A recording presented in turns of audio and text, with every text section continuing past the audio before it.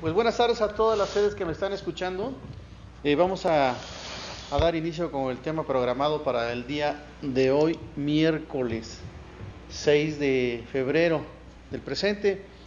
Tenemos de invitado, aquí a mi derecha, al doctor Jorge Enrique Jiménez Cruz. Él es especialista en neurocirugía. Él terminó su especialidad en el Hospital General de México y pues está con nosotros aquí para tratar el tema de cefaleas. Aquí platicando con el doctor me decía que las cefaleas las va a tratar en dos partes. En otra fecha tocará la otra parte, ya lo programaremos, y en esta ocasión él va a hablar sobre hemorragia subaracnoidea, que es un detonante para las cefaleas. Doctor, te cedo la palabra. Okay. Bueno, buenas tardes, soy el doctor Jorge Enrique Jiménez Cruz, médico neurocirujano, y efectivamente, como comentó el doctor, vamos a tratar hoy el tema de hemorragia subaracnoidea. Bueno, se comenta que la hemorragia subaracnoidea, la incidencia anual es de aproximadamente 10 en 100,000. La importancia de esta patología es que tiene una alta morbimortalidad. Vamos aquí a hablar de la hemorragia subaracnoidea no traumática. A grandes rasgos, la hemorragia subaracnoidea se puede dividir en traumática y no traumática. Traumática, pues toda aquella que es ocasionada por un traumatismo cráneoencefálico. La no traumática es de la que vamos a hablar en este momento, y las causas de esta hemorragia subaracnoidea no traumática van a ser principalmente los aneurismas, ¿sí? En aproximadamente el 70-90% de los casos. Entonces podemos confirmar que la causa más frecuente de hemorragia subaracnoidea no traumática son los aneurismas. Hasta en un 10% no se va a tener la causa de la hemorragia subaracnoidea, y otras posibles causas de hemorragia subaracnoidea van a ser las malformaciones arteriovenosas, la extensión de una hemorragia intracraneal hacia el espacio subaracnoideo, como puede ser el sangrado de alguna lesión tumoral, algunas drogas simpático-miméticas, como son por ejemplo la cocaína, hemorragia intratumoral, como lo acabo de mencionar, cuando tiene irrupción hacia el espacio subaracnoideo, la ruptura de aneurismas micóticos, que se refiere a aneurismas provocados por infecciones, disecciones arteriales y alteraciones de coagulación. Estas son las causas más importantes de la hemorragia subaracnoidea no traumática. La fisiopatología. Bueno, en la fisiopatología de la hemorragia subaracnoidea hay un desplazamiento de la sangre hacia el espacio subaracnoideo que corresponde al sangrado inicial, generalmente por ruptura de un aneurisma. Posteriormente puede haber un resangrado, es decir, al sangrar el aneurisma puede formarse un coágulo y controlar el sangrado, pero puede nuevamente este coágulo que está cubriendo el aneurisma volver a quitarse y hacer un resangrado. Otra de las complicaciones que podemos encontrar de la hemorragia subaracnoidea, que es la más severa, es el vasoespasmo, que más adelante vamos a hablar de él, la hidrocefalia. También podemos encontrar alteraciones hidroelectrolíticas, sobre todo en el sodio, y alteraciones cardiorrespiratorias. Bueno, en cuanto al cuadro clínico, es muy importante aquí la exploración neurológica del paciente. Vamos a comentar que el 74 a 80% de los pacientes van a referir una cefalea intensa. Esta cefalea el paciente la va a referir como la peor cefalea de su vida, es decir, una intensidad severa, y puede ir acompañada de náuseas y vómito hasta en el 70-80% de los casos. También podemos encontrar alteraciones del nivel de conciencia, pérdida transitoria de la conciencia en 50% de los casos, y podemos encontrar también signos meningios, como es rigidez de nuca. Y como comentábamos hace un momento, también alteraciones cardiorrespiratorias. Aquí, en cuanto a la rigidez de nuca, bueno, es importante recalcar que generalmente no va acompañada de fiebre. Encontramos rigidez de nuca, pero el paciente no presenta fiebre, que esto podría ser también una causa, por ejemplo, de meningitis cuando está asociado a fiebre. Simplemente el paciente tiene cefalea intensa o severa, náuseas, vómito y rigidez de nuca sin fiebre. Existen algunas escalas que nos van a ayudar en cuanto al pronóstico y la evolución de los pacientes con hemorragia subaracnoidea. La escala más utilizada es la escala de Jun-Hess, que van a ser 5 grados. El primer grado es un paciente asintomático con cefalea leve, ¿sí? Es un paciente que podemos decir tiene un Glasgow de 15. El grado 2 es un paciente que tiene una cefalea moderada a severa, encontramos ya rigidez de nuca y paresia de pares craneales. El grado 3 ya es un paciente con obnubulación, con confusión y puede haber déficit motor leve, como puede ser una hemiparesia del lado contralateral al sitio de la lesión o del sangrado. El grado 4 ya es un paciente que está en estupor, ya con un signo neurológico ya bien establecido, una paresia moderada o severa. Y el grado 5 prácticamente es el grado más grave, que corresponde ya a un paciente en coma con datos de cerebración. Aquí es importante recalcar en esta escala que si estamos ante un paciente que tenga alguna enfermedad sistémica como diabetes, hipertensión arterial, enfermedad pulmonar obstructiva crónica o cualquier otra enfermedad sistémica, se le va a agregar un punto más. Otra escala que utilizamos los neurocirujanos es la escala de la Federación Mundial de Neurocirugía. Esta también son 5 grados, pero esta está en relación con la escala de coma de Glasgow.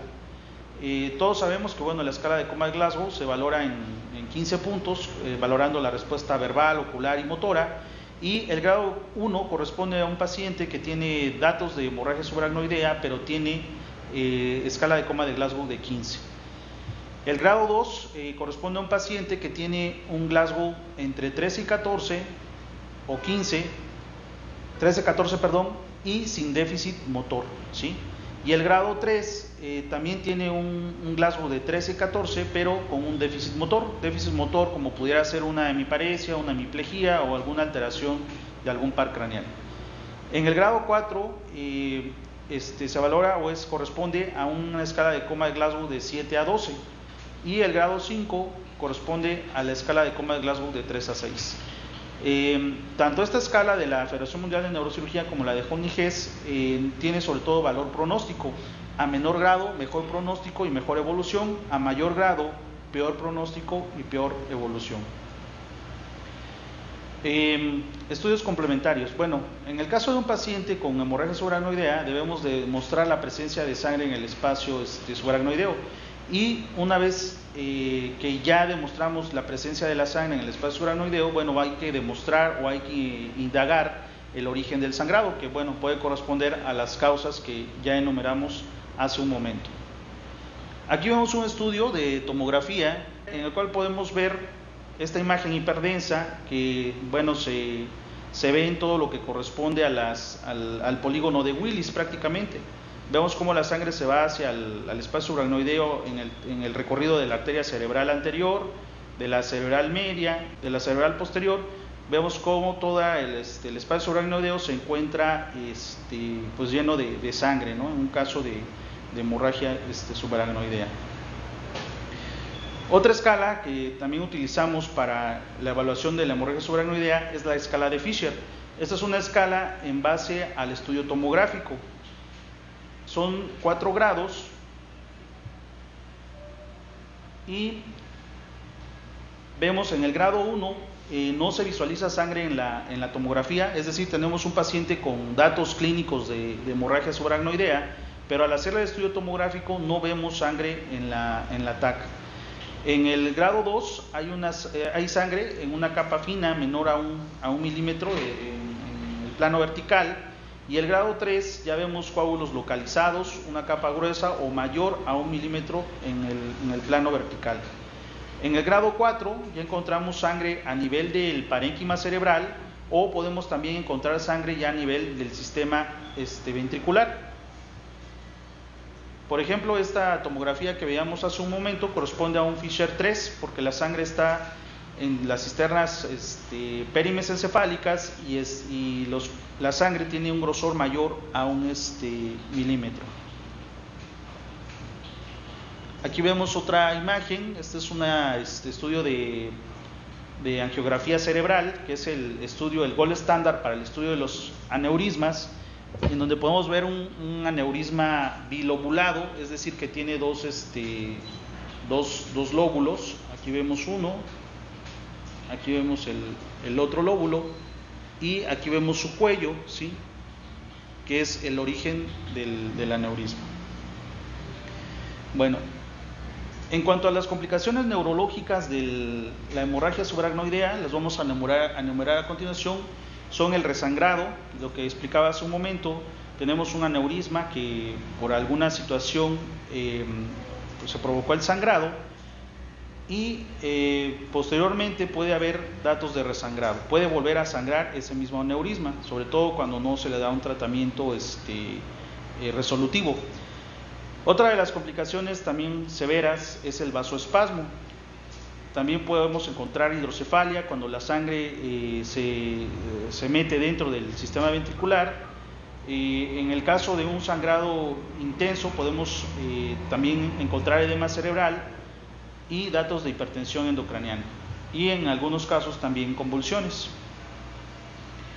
En cuanto a lo que respecta al resangrado, del 3 al 16% se va a presentar en el primer día posterior al sangrado que ocasionó la hemorragia subaracnoidea, y luego aproximadamente va a ser de 1% por día durante el primer mes. A los 6 meses es un 50% y luego va disminuyendo a 3% por año, y tiene una mortalidad de 50 a 80% a los 3 meses. El vasoespasmo cerebral es una de las causas más frecuentes de secuelas neurológicas y muerte después de una hemorragia subaracnoidea aneurismática. Por eso es importante tratar de prevenir este vasoespasmo para evitar estas complicaciones. Dentro de los factores de riesgo para desarrollar este vasoespasmo tiene que ver el espesor del coágulo subaracnoideo, es decir, a mayor hemorragia subaracnoidea, mayor riesgo de vasoespasmo. La presencia de sangre en los ventrículos laterales también es otro factor de riesgo. En el estudio de Doppler transcraneal, velocidades mayores a 110 centímetros por segundo, en el día quinto también son algunos factores de riesgo de vasoespasmo, y un Glasgow menor a 14. En algunos estudios se ha visto que rupturas de la arteria carótida interna o aneurismas de la arteria comunicante anterior también es otro factor de riesgo para vasoespasmo. En cuanto a la fisiopatología del vasoespasmo, bueno, se ha visto que durante el sangrado hay especies reactivas del oxígeno que van a provocar vasoconstricción, que es la causa en sí del vasoespasmo. Productos de la peroxidación lipídica, los eicosanoides, la bilirrubina, las endotelinas y el déficit de óxido nítrico. Todos estos elementos se han visto involucrados en la fisiopatología del vasoespasmo. El diagnóstico de vasoespasmo, bueno, se hace por clínica, ¿sí? Es decir, podemos tener un paciente, por ejemplo, que tiene una hemorragia subaracnoidea con un Glasgow de 14 y de repente al día 7, día 5 después del sangrado empieza con deterioro neurológico. Ahí es donde podemos sospechar datos de vasoespasmo. También podemos hacer el diagnóstico a través del Doppler transcraneano, ¿sí?, con estudios del flujo sanguíneo cerebral. En la arteriografía también es un estudio que nos permite ver datos de vasoespasmo por el grosor de las arterias y descartar también otras complicaciones. En cuanto al estudio de Doppler transcraneal, vamos a mencionar que es útil para valorar el vasoespasmo distal, es decir, desde las arterias distales del cerebro. También podemos encontrar velocidades altas cuando el paciente tiene hiperemia, fiebre, anemia, en aumento de la PI con compromiso de la presión de perfusión cerebral. A veces podemos tener una mala ventana ósea también para poder visualizar el flujo de las arterias. Y es un estudio operador dependiente, es decir, depende de la persona que está realizando el estudio y de su experiencia para que sea útil el estudio. La falta de colaboración del paciente también a veces no nos permite realizar con adecuada exactitud este estudio. Otra de las complicaciones que podemos encontrar en la hemorragia subaracnoidea es la hidrocefalia. Sobre todo la vamos a encontrar cuando la hemorragia subaracnoidea tiene irrupción o se introduce hacia el sistema ventricular. Tiene más o menos una frecuencia de 8 a 34% y podemos encontrar dos tipos de hidrocefalia: la hidrocefalia comunicante y la hidrocefalia obstructiva. La hidrocefalia comunicante sobre todo la vamos a encontrar en personas adultas, debido a que tienen ya una atrofia cerebral, toleran el incremento del líquido cefalorraquídeo a nivel de los ventrículos, a diferencia de la hidrocefalia obstructiva, que la vamos a encontrar en niños o en pacientes jóvenes, y que requiere de un manejo más de un manejo quirúrgico inclusive. El diagnóstico de la hidrocefalia, para detectar la hidrocefalia, se realiza por medio de la tomografía de cráneo simple. Aquí podemos ver una tomografía en la cual vemos la hemorragia subaracnoidea, toda esta porción que se ve hiperdensa, ¿sí? A nivel, siguiendo más o menos el trayecto del polígono de Willis, ¿sí? Y vemos esta complicación que es la hidrocefalia. Vemos aquí las astas frontales que se encuentran dilatadas, llenas de líquido, inclusive con una imagen hipodensa a su alrededor, que corresponde a algo que se denomina edema transependimario, que quiere decir salida del líquido cefalorraquídeo hacia el parénquima cerebral. Vemos acá también lo que corresponde a las astas temporales, que también se encuentran dilatadas, aquí donde está el cursor.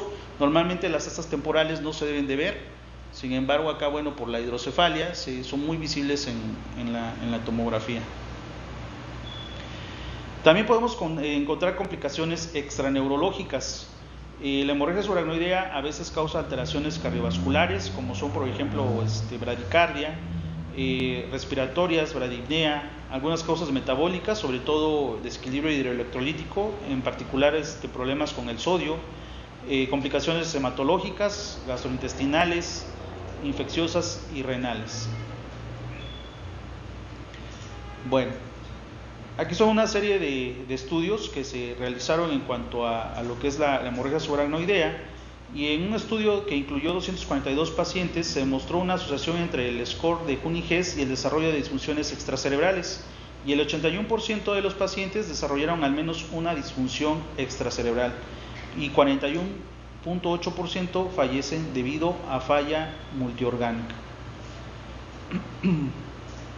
En cuanto a la hemorragia subaracnoidea, el manejo de los pacientes que tienen un buen grado en la escala de Juni-Hess o en la escala mundial de neurocirugía, el manejo es la estabilización inicial, las medidas generales de tratamiento, adecuada presión arterial. En estos pacientes se recomienda mantener una presión arterial ligeramente elevada, ¿sí? Una presión arterial media por arriba de 90 milímetros de mercurio, para mantener un adecuado flujo sanguíneo cerebral. El tratamiento obviamente de la causa de la hemorragia subaracnoidea, que ya comentamos las causas anteriormente, y también el tratamiento de las complicaciones. En cuanto a la estabilización inicial, hay que evaluar la vía aérea y signos vitales. En los pacientes que tienen un Glasgow menor de 8 es importante asegurar la vía aérea, es decir, intubar al paciente. Hay que corregir la hipotensión y la hipoxia. Realización de un ataque de encéfalo, es el estudio que se hace de primera intención en estos pacientes con hemorragia subaracnoidea, y si en la tomografía de cráneo no encontramos datos sugestivos o no encontramos datos radiológicos de la hemorragia, es necesario realizar una punción lumbar, siempre y cuando en la tomografía no encontremos datos de edema cerebral. Una vez que ya se hizo la tomografía y visualizamos el sangrado, el siguiente estudio es una angiografía, que como les comentaba hace un momento es el estudio ideal para el estudio de los aneurismas, la angiografía cerebral. Pacientes que tienen una hemorragia subaracnoidea deben de ser manejados en la unidad de cuidados intensivos o en una unidad intermedia, o en algunos hospitales se encuentra inclusive con una unidad de stroke, que son los pacientes que presentan alteraciones cerebrovasculares. Y solicitar obviamente la interconsulta con neurocirugía. En cuanto al manejo general de los pacientes con hemorragia subaracnoidea de buen grado, está indicado el reposo absoluto, la hidratación, analgesia. Aquí en cuanto a los analgésicos, vamos a tratar de usar analgésicos fuertes, como puede ser morfina, por ejemplo, También se ha visto que es útil los bloqueantes de calcio, sobre todo lo que es el nimodipino. Ahorita más adelante vamos a ver algunos estudios en donde se ha visto que el nimodipino bloquea los canales de calcio, y al bloquear los canales de calcio también bloquea la vasoconstricción y previene el vasoespasmo. Profilaxis de las convulsiones, generalmente con difeniledantoína. Profilaxis de la trombosis venosa profunda y la tromboembolia pulmonar, sobre todo porque son pacientes que están postrados en cama. Generalmente la profilaxis se hace con heparinas de bajo peso molecular, como la enoxaparina, por ejemplo, y el control de la presión arterial. Bueno, tratamiento con nimodipina. En un estudio doble ciego, randomizado y controlado con placebo en 554 pacientes, el uso de la nimodipina en dosis de 60 miligramos cada 4 horas por vía oral por 21 días disminuyó en forma significativa el número de infartos cerebrales y de pacientes con malos resultados. Aquí también vale la pena comentar que se ha visto en varios estudios que es mejor la vía oral que la vía intravenosa. En pacientes que por alguna condición no puedan deglutir o estén en un estado neurológico severo, se le puede indicar la colocación de una sonda nasogástrica y a través de esta sonda estar administrando el nimodipino. En otro estudio randomizado doble ciego y controlado de pacientes con buen grado, los tratados con nimodipina intravenosa en una dosis de 0.5 microgramos por kilogramo minuto tuvieron un menor índice de infartos en la tomografía y mortalidad debido a isquemia cerebral tardía. En un metaanálisis del uso de la nimodipina, de los 7 estudios randomizados y publicados del uso profiláctico de la nimodipina, llegan a la conclusión que la nimodipina mejora la tasa de buen pronóstico, reduce el déficit y o mortalidad atribuible al vasoespasmo y reduce la tasa de infartos con respecto al grupo control. Bueno, en cuanto al manejo de la hipertensión arterial, se vio que en un estudio prospectivo y controlado la falta de tratamiento antihipertensivo no aumentó la incidencia de resangrado. Aquí es importante lo que comentaba hace un momento: en los pacientes que tienen hemorragia subaracnoidea muchas veces cursan con hipertensión arterial. No es recomendable bajar inmediatamente la presión arterial, porque se supone que es un mecanismo compensatorio, es decir, si tenemos hemorragia subaracnoidea podemos tener edema cerebral, y el organismo lo que hace es aumentar la presión arterial para mejorar el flujo sanguíneo cerebral. Se recomienda no usar antihipertensivos como son, por ejemplo, las gotas de Adalat, por ejemplo, porque son antihipertensivos que bajan bruscamente la presión arterial, y esto nos puede llevar a hipotensión y mayor riesgo de vasoespasmo y de infartos cerebrales. En cuanto al tratamiento de la causa, en este caso del aneurisma específicamente, en el estudio ISAT fue prospectivo, randomizado en 2.143 pacientes y demostró una disminución significativa de la mortalidad y la dependencia al año de los pacientes tratados con coiling endovascular. Aquí, bueno, en cuanto al tratamiento de los aneurismas, actualmente hay 2 tipos de tratamiento. Uno que se hace a través de una cirugía abierta, que es la colocación de un clip, una grapa, que sella el aneurisma, y de esta manera, bueno, se evita el resangrado y se cura al paciente. La otra técnica se llama terapia endovascular, y consiste en la introducción de unos elementos que reciben el nombre de coils, los cuales se introducen a través de una vena periférica, se llega hasta la circulación cerebral y se va rellenando el aneurisma a través de estos coils. El timing del tratamiento. Aquí hay 2 modalidades también en cuanto al tratamiento, que es cirugía tardía y cirugía rápida. En un metaanálisis de 10 estudios observacionales y un solo estudio randomizado, se encontró menor mortalidad y malos resultados en los pacientes en buen grado con cirugía temprana o intermedia con respecto a la cirugía tardía. Actualmente los pacientes que tienen buen grado en la escala de Cunningham o en la escala de la Federación Mundial de Neurocirujanos, los que tienen buen grado son candidatos a una cirugía temprana, ¿sí? Es decir, operarlos en los primeros días una vez diagnosticado el tratamiento, una vez diagnosticado el aneurisma.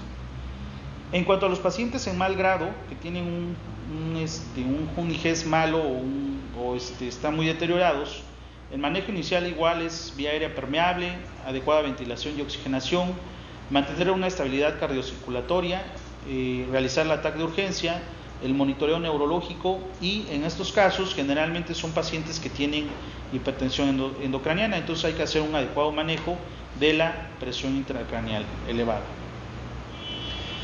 En cuanto a las lesiones secundarias producidas por la hemorragia subaracnoidea, tenemos la hipotensión arterial, la hipertensión endocraniana, también hay alteraciones de la autorregulación del flujo sanguíneo cerebral, sobre todo cuando hay un sangrado mayor a 100 mililitros dentro del cráneo, vamos a encontrar estas alteraciones de la autorregulación, anemia, hipoxia, hipercapnia, hipertermia, hiperglucemia y convulsiones.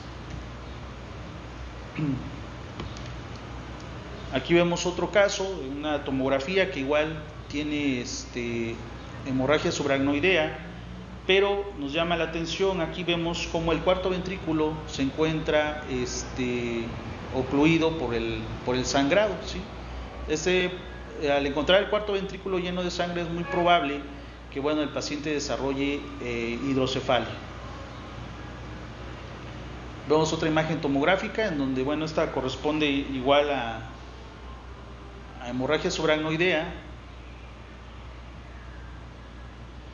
Vemos aquí las capas verticales mayores de un milímetro en el valle silviano, tanto del lado